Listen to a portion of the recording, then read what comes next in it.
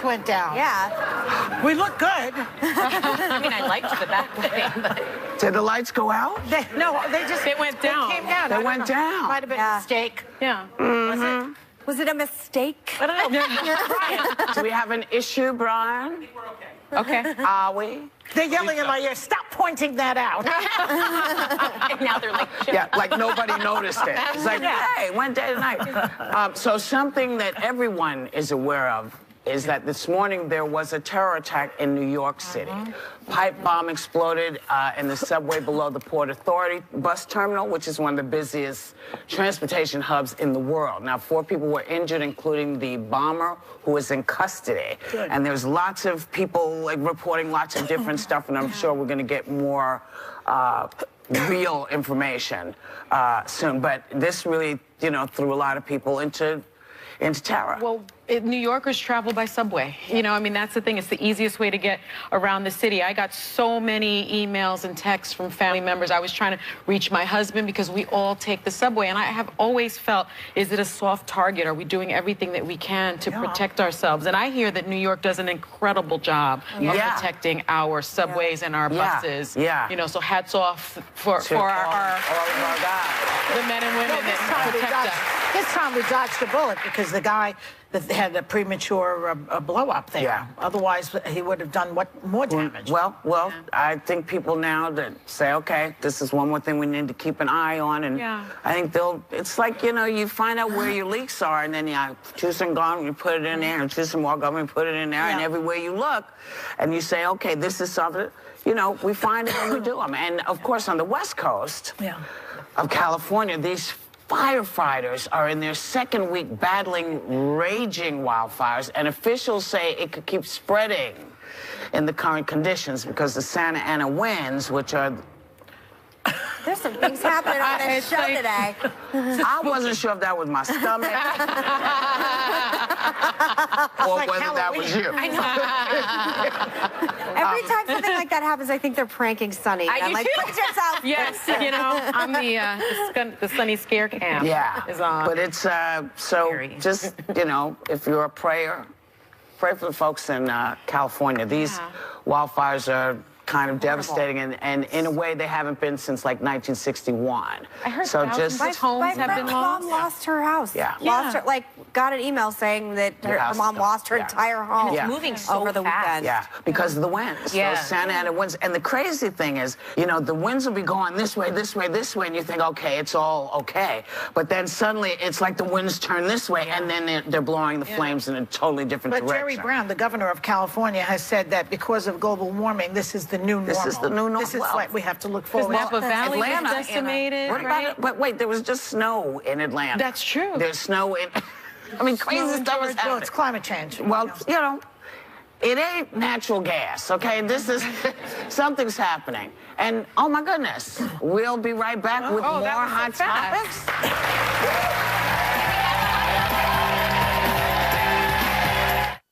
This week, Christmas comes early to The View. I love Christmas. Don't you love Christmas? Yeah, Joy, and we love a fiery Welcome back. The Alabama State Senate race will be decided tomorrow, and Republican pollster Frank Luntz spoke to a room full of Roy Moore supporters about the 9 women accusing Moore of sexual misconduct. Take a look. By show of hands, how many of you think all the women are being paid? Seriously. Is this how you want to be treated as a woman if something were to happen to you? Do you want to be dismissed that way? Better have proof. You know, it doesn't sound like it went beyond, there were still clothes on. It doesn't sound like it went beyond anything, and that as soon as the girl said she wasn't comfortable, he took her home. I guess my question is, you blame her. She's 14. I'm not blaming her. I'm blaming both of them. So I didn't say that I thought he was without sin. It's possible he did it. Does it feel like their minds are made up already? Or do a lot of Alabama Republicans feel that it's really more important to get the agenda through. I'll tell you one Alabama guy who's against more, and that's Senator Shelby, who is the other Republican senator. Yeah. I mean, they're gonna have to work together, be like Nicki Minaj and Mariah Carey. You know, That's a good one. I mean, that's good. Ugly. Yeah. Yes. This was such a wonderful piece, focus group, because, you know, I think when people think about Roy Moore supporters or Trump supporters, they think that there are people that don't look like all of us. And they're just people that are good people, well-intentioned, but they have these views that I find so difficult to reconcile when you have a lot of the women raising their hands and saying they must have been paid, or, you know, she was 14, but You know what was more they're both to shocking blame. me? Several of his accusers are Republican women who voted for Trump. And I would think that they would say, well, tell me what happened, because, you know, I'm trying to figure this out. But there seems to be, it seems that they've said, nope, you're getting paid to do this. They're leaning so partisan, it's so tribal in this, that I think they have to justify it by saying these people must have been paid, or they're lying. Because I think to put your head down at night and be okay with what he did and vote for him is very difficult. So because you notice, I think it was only women that raised their hand when he said, One guy. Was there one guy that said, do you think they're being paid? It was like all the females were like, yeah. It's like, what? Like, there's no. Can I just play one clip, though, about there was a man in here that I think said, it really echoes everything I heard during the election. Neither she nor I have ever voted for Roy up until now. And we intend to vote for Roy because of the opponent that's running. Right now, as far as I'm concerned, we've probably got two miserable candidates. In my opinion, we ought to go with a conservative. We ought to go with somebody that we know is going to vote conservative. And that's what I'm looking for. Yeah, so that gentleman's name is Harry Vance, and he's a financial trading instructor. This is exactly what I heard during the last election, that they're both horrible candidates, but ultimately I go with the conservative, and we've just been given these sort of two garbage options. But I'm a conservative, and I vote conservative, and ultimately it's about Gorsuch, like in the election with Trump. And I think it's weird to me, again, when I watch clips like this, and by the way, Frank Luntz we were talking about this, an extremely well-known focus group person and pollster. He does really good. Question, Megan, because I can't get my mind around this. They're saying that Doug Jones is a terrible, you know, option. He's someone that was a U.S. attorney. He prosecuted KKK. He prosecuted terrorists. The only thing I can see is that he is pro-choice. I mean, I think there's a lot of different things when you're talking about conservative policies. And again, I'm never trying to justify this, because I think I've made it quite clear how I feel about this particular candidate and this particular election. But I do think everybody's shocked by this clip. I watched it over the weekend. I was like, yeah, those are Alabama Roy Moore supporters. The real shocking is when the same guy says that the reason African Americans vote Democrat is because they're stupid. We're not showing that one. We can show whatever you want. I mean, we don't have time. I wish they explained why they thought he was a bad candidate. Please don't imply that I was trying to not show that. It's a No, it has nothing to do with you. No, it's all about time. We have 4 minutes to get stuff in. So there's talk time, and then there's video time. So we bring you the video that we can get the conversation going on. But I wish we did hear more about that candidate, because we know why Roy Moore is a bad option, but if Doug Jones is just a bad option because they disagree with the idea of choice, so that to me is interesting. One issue voters. Okay, but I do have to get to something, because this is good. Christmas is coming early to one lucky viewer, thanks to our sponsor, Dolce Hotels and Resorts.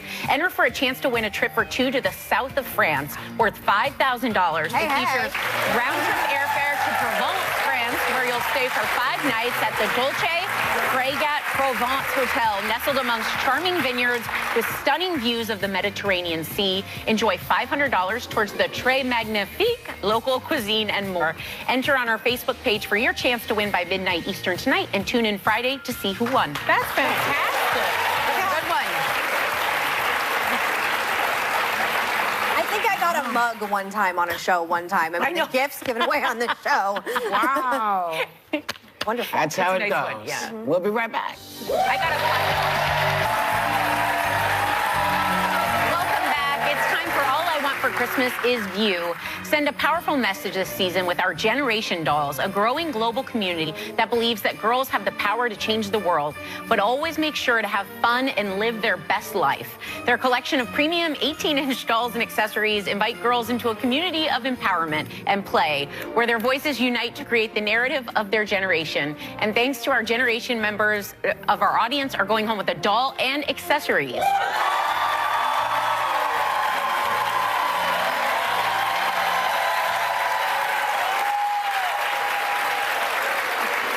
Whoopi? Yeah.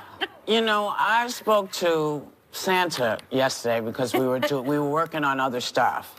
But he's almost finalized this naughty and nice list for 2017, which I believe in. I do too. But apparently some parents think that's not okay. A blog on Scary Mommy claims that it's wrong to make kids earn presents. Yeah. I agree with it. I think I disagree with what that. about so be good for goodness sake? What about so be good for goodness sake? What do you mean you agree? What do you agree with? I think that a gift is a gift. If you have to do something for it, it's a payoff. It's not the same as a gift. Well, they're not Children, mostly, especially young children, they're innocent. They want a gift. That's it. I don't think it's that they have to earn each gift. I think Christmas is a dangerous time to give too much. And if you're trying to teach kids that it's about charity and giving and that a lot of people don't have as much as you, I think you have to measure how you do it, because a lot of kids get caught up in this kid got more than me, or I don't like this one. And you're kind of losing the whole point that you're blessed. This was a gift. Like, it's a giving season. I like to give a lot. I agree with that. I didn't say that. No. I just mean that's why I think that it's the bigger danger is the overconsumption of Christmas. I like a lot of overconsumption. I like to give my kids a lot of gifts. I like to give people gifts. You actually get your gifts through my friend, Claus. Yes. Well, some of it comes from Santa, and some Santa we can gives buy. gifts, and Right. I give gifts. I just think but this Santa is doesn't spoil, though. Well, Parents Santa spoil. Well, here, no. Santa spoils. does spoil, and the whole reason is that kids are not allowed to be kids much sooner now. So Santa feels that it's okay to spoil them and give them this week. You'll teach them all the religious things they need to know. Of course. That's your job as a parent. But Santa's job is to make it as good a time, as crazy, more paper to rip, It's more stuff to Christmas. eat. It's supposed to be. And you know what? You as a parent have the obligation to explain to children what empathy is, which helps them understand why some kids don't get as much as they do. And when you teach kids and you say, hey, listen, can we share some of this? Because these guys don't have families, or these guys don't have, most kids will say, yes, let me get the present I really don't want as much. And that's like okay. the pajamas from Grandma. Well, but I think it's important okay. in this particular climate, though, to show, because we're so polarized, there's so much anger. As long as you also understand, if you're giving gifts, there are so many people that are less fortunate, and you give gifts as well, and you give to charity. I think most people got that part. I think that's something that we do well that the government doesn't do as well as we do as people. And to that point, it's very hard for kids to feel naughty when grown-ups are naughty everywhere, and they see it on TV. Well, Merry Christmas, Thanks, guys. Yeah. And when we come back, we'll answer the question, who cut the gingerbread? We'll be right back. Thank heavens Anthony Anderson is everywhere these days. He's on the sitcom Blackish. Yeah! He's in the new animated movie Ferdinand. He's straight out of the Compton Christmas Parade. And now he's here on The View. Please welcome the most magnificent Anthony Anderson. Oh, no. I mean, this is the second year in a row that they have nominated you for Blackish for the Golden Globe. Yes. How does it feel? It feels good. Good, good. It feels good. I mean, you know, nominations are good, but you do want to win eventually. Yeah. I'm not gonna lie. I know. Yes, it will I happen. feel like a nomination is the win. Not really. No, not really. No, not That's what losers say. No. Someone that's never been nominated. Those are your pregnant drugs talking right So she mentioned, Whoopi mentioned that you're in the Compton, you're the Grand Marshal of the Compton Day. What is it? The Compton It's Christmas the Compton Parade. Christmas Parade. Yes. Yeah, Right. Grand Marshal. That's me right there. Yeah. That's right. Oh, yeah. Oh, that was okay. Because I'm from Compton. Yeah. Okay, that was me a couple of years ago. I fed 6,000 people in Compton. My family went out. That's nice. Yeah, we have a foundation, and so I just woke up one morning and was just in a giving mood because we've been so blessed, and so I just went back to my old neighborhood and fed 1,500 families of 4 with the help of Walmart and a couple of other, and the city of Compton. Yes. When you grew up, were you middle class or what were you? Where was your Joy, I grew up in Compton. There's no middle class in Compton. There you go. You live in the middle of the block. So how was your Christmas when you were a kid? Actually, my Christmases were fun. You know, we made it fun. We didn't have much growing up, but you know, your parents, you know, you always sacrifice for your kids, right. and that's what we did. Yeah, that's what we did. But you know, we never felt in need or want at Christmas time. Yeah. My father made sure of that. Wow. That's so nice. Wow. Well, speaking of your father, but not really, speaking of your mother, Okay. we all are obsessed with Doris. Oh, Mama Doris. Mama Doris. Yeah.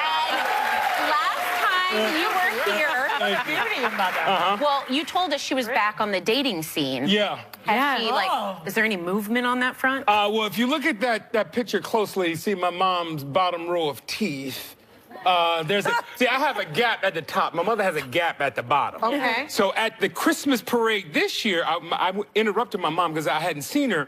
Once I got there, she was talking to someone, and I was like, "Hey, Ma, how you doing?" And she just started smiling. She was like, and then I thought it was cold because me and my mother talk about people like that. We'd be like, so I'm like, okay, what's up with the sucker next to you? And she went on for like 2 or 3 minutes. I was like, Mama, what? She said, oh, sucker, you don't even know my new teeth. So my mama, she got her whole grill done. Oh. She said, but I kept my gap. But she put the gap on top. She took the gap from the bottom and put the gap up top. I have no idea. I was like, Mama, if you're spending all that money to get your teeth fit, why are you going to move the gap from the, I guess she was moving on up. So she moved the bottom gap to the top. But now she just got a whole mouthful of teeth, but she's happy. Oh. She's happy. That's all that counts. That's all that counts. So, to all the feathers out there, my mama cannot take her teeth out, but she got new teeth. Yes. Anthony, you had a special musical. I don't want to make It takes some people a while to get that joke, but it's okay. I got it. Okay. I was just moving right on through. You had a special musical episode of Blackish. Yes. And you sang, and you have an incredible voice. Were you nervous? No, I wasn't nervous, but no, I'm an artist. That's what I do. Either I sound good or I sound bad. That's all good. But you're classically trained. Okay, if that's You're what like you kind want. of a big deal. That's what you want to call it. What would you call it? I fake it till you make it.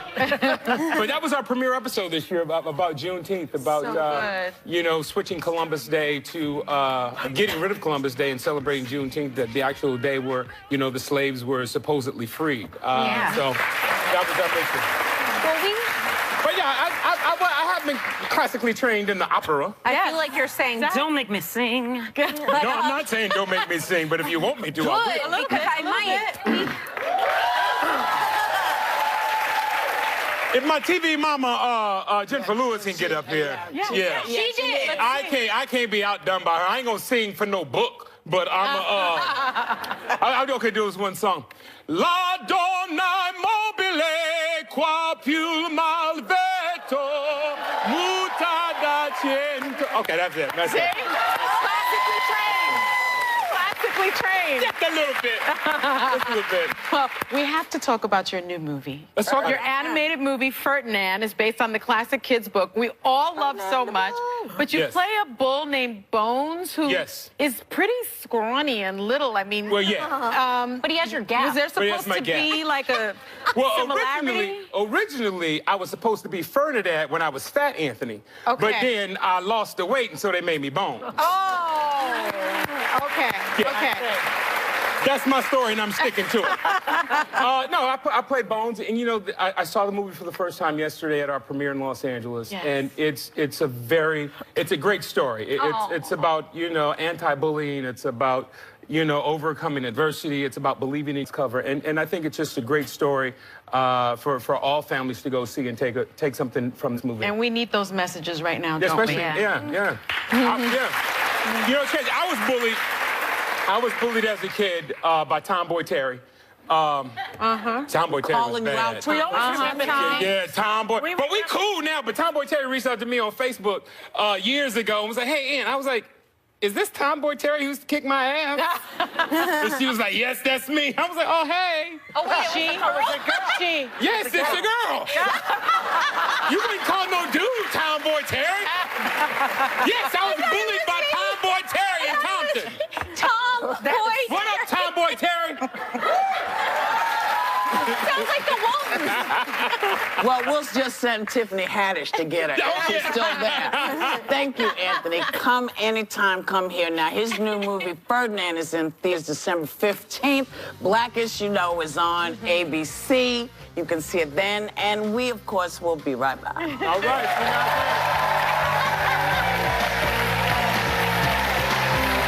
A risk-taking comedian and the star of the new funny show called One Mississippi, who recently found herself in a difficult situation when one of the executive producers of the series, Louis C.K., was accused of sexual misconduct. Well, we'll talk about that. Please welcome the talented Tig Notaro. So, yeah, we want to talk about it because you have a connection there, very big one. He was a huge early supporter of yours and your comedy. He saw you and he just was blown away, I understand, correct? And then he helped to sell your show to Amazon, One Mississippi. But now that he's been removed, I mean, how has that impacted you? Do you have any thoughts on the whole situation? I mean, it's a huge relief, but It's a relief. To have him removed? Yeah. Well, I mean, I've been, I found this out right after we sold the show, that this was happening, and I started publicly trying to distance myself from him for almost 2 years now. Yeah. And then when this all came out, you know, even though I knew firsthand from people, it wasn't my place to call out names. You know, it's somebody else's story. It's hearsay. It's for them to directly speak about. But I knew for myself, I wanted to make sure. There were rumors in the comedy. Yes, business. but I had gotten firsthand confirmation. From those girls. Yeah, and so that's when I started removing myself. Did he ever harass you? Did you ever have a personal experience with him? Nothing like that. Okay. But like I said, started distancing myself. You know, Tig, your wife, Stephanie, plays your love interest on the show. And there's a much talked about episode this season where she is forced to watch her male boss masturbate at his desk. I'm uncomfortable even saying this. Were you sending a message to Louis C.K. with this specific episode? The thing is our entire writer's room is all female, and every person in the room has had an experience with assault, abuse, or harassment in some way. Wow. And so Everyone? Every single one. Wow. Yeah. How And many are there? there's 6 and a female writer's assistant. And so we every story on One Mississippi is based in truth, and it's not necessarily my truth, but it's somebody's truth and something that somebody experienced or knew of the experience happening. And we wanted to recreate that because people seem to feel like this was hard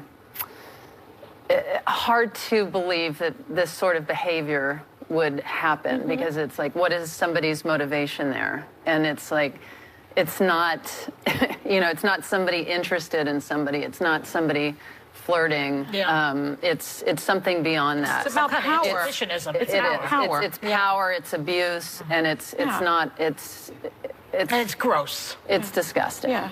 Well, it's good work that you're exploring. We wanted through your to art. send the message to everybody, truly. And we wrote this show in January, months before any of these allegations came out about any of the people that you're reading about every day in the news. Right, it's remarkable. And you're from Mississippi. I am. So you wanted to highlight the positive sides of the South in your show. There certainly still is, there are pockets of racism and, of course, homophobia. But let's take a look at a clip. We just want you to know, despite the controversy around other ministries, it is possible to pray the gay away. What if I want to pray the gay to stay? We don't want that. We want you to stop spreading that sinful stuff. Good. So has the tone of the show shifted since Trump was elected?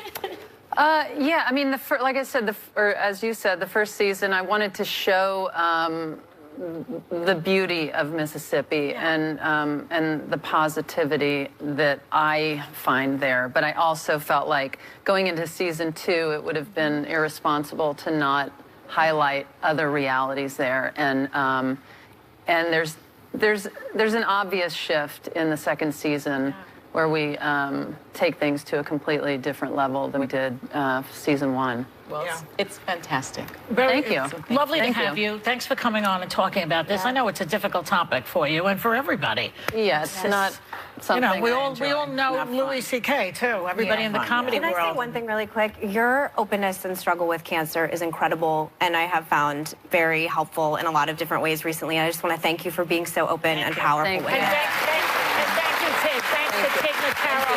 The entire second season of One Mississippi is on Amazon Prime Video, and she'll be performing at the Blumenthal Performing Arts Center in Charlotte, North Carolina, on December 14th. I can't read that thing easily. The light is in my eye. We'll be right back.